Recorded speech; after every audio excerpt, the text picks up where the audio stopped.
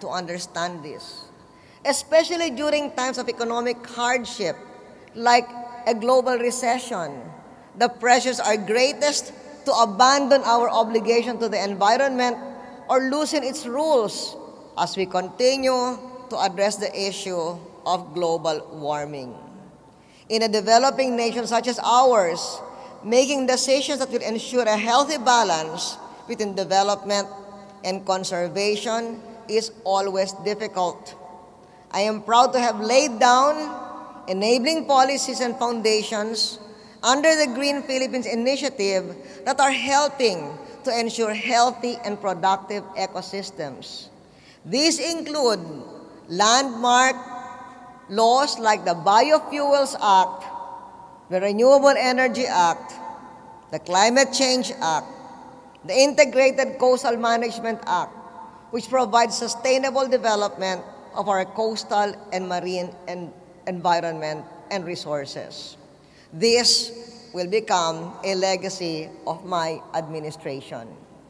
They will benefit coming generations of Filipinos, lalo na kung yung mga napakamakapangyarihang grupo, gaya ng Lions, ay gagamitin nyo yung mga pagkakataon.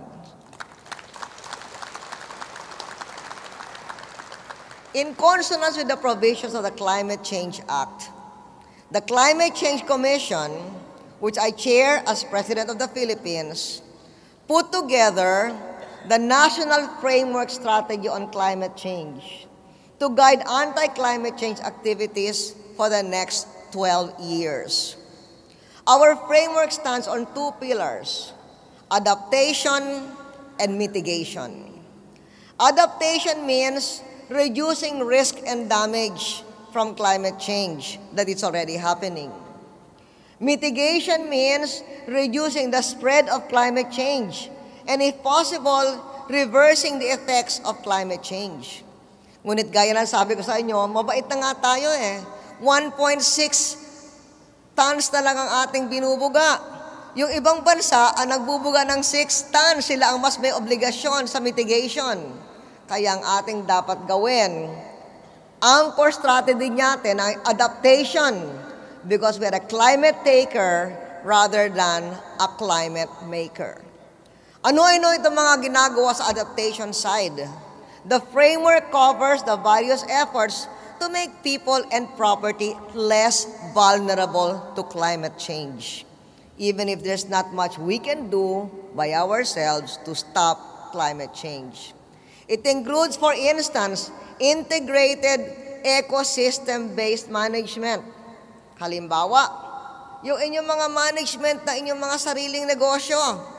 So if you're going to have, for instance, more environment-friendly buildings, gardens in your rooftop, things like that, yun, kasama yun. O mga building na hindi masyadong kailangan ng aircon, mga ganung bagay, those are part of adaptation. Also, climate-responsive agricultural practices and systems. Siyempre, yung irigasyon. Kasi hindi lang bagyo ang tumatama sa atin pag may climate change, drought.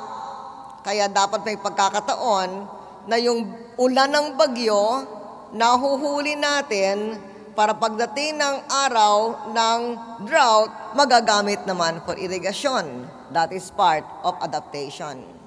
Water governance and management. Yung hindi tayo naglulustay ng ating tubig na nanggagaling sa gripo. That is part of climate change adaptation. Health protection. Kasi kapag merong climate change, mas lalong sumasama ang panganib mula sa gaya ng mga dengue. Kaya ano ang gagawin natin? Importante yung pest control. Pero importante rin yung urban pest control. Importante rin itong urban pest control ay magiging environment friendly. Halimbawa, yung aking anak sa kanyang bahay, yung aking bahay doon sa Lubao, Pampanga, hindi kami gumagamit ng chemical pest control para sa aming mga mosquito at saka mga cockroach. Gumagamit kami ng tuko. Bumili ako ng tuko, pinakawalaan, at yung tuko ang kumakain ng mosquito, kumakain ng cockroach. Yun ang tinatawag na integrated pest management. And of course, because climate change brings disasters, risk reduction. Paano natin mababawasan ang risk? Siyempre, yung mga taong kailangan ililipat mula sa mga riverbanks, mula sa mga baybay, o yung mga dike na kailangan natin and things like that. Yun ang mga adaptation measures.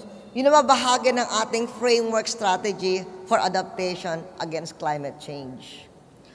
Our mitigation measures naman, they include energy efficiency and conservation, sustainable infrastructure, environmentally sustainable transport, measures to address the reduction of emissions from deforestation and forest degradation, and waste management.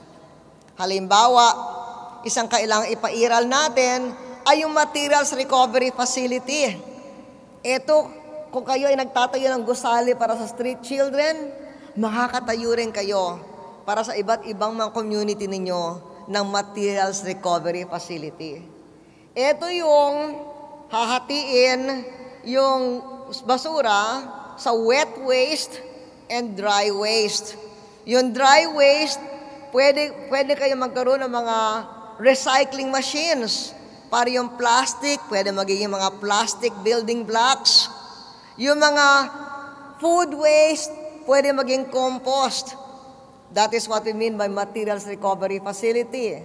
And I hope the Lions Club, whose members are among the most successful businessmen and professionals, can adopt the setting up of materials recovery facilities as your project to help rid our cities of trash. Kayang-kaya ninyo yun.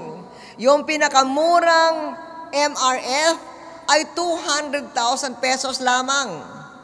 Of course, there are other more sophisticated ones that go up to mga 5 million pesos. Kaya depende na kung gaano kayaman or kahirap yung particular Lions Club. Kayang-kaya ninyong magawa yun. So yun ang isang pwedeng gagawin. Binanggit ko yung Rotary kasi marami na sa kanila ay nag-adapt na ng ganito.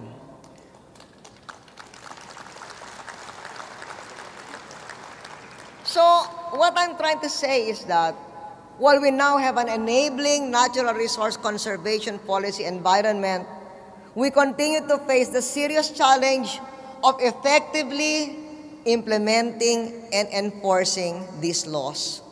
So to that end, we thank our NGO partners like Lions Club for providing much-needed cooperation. Kung nung araw, tumulong kayo sa akin, nung ako ay Vice President, alagaan ang mga street children. Ngayon, pwede naman kayong tumulong, alagaan ang ating taong bayan mula sa mga panganib na nanggagaling sa climate change.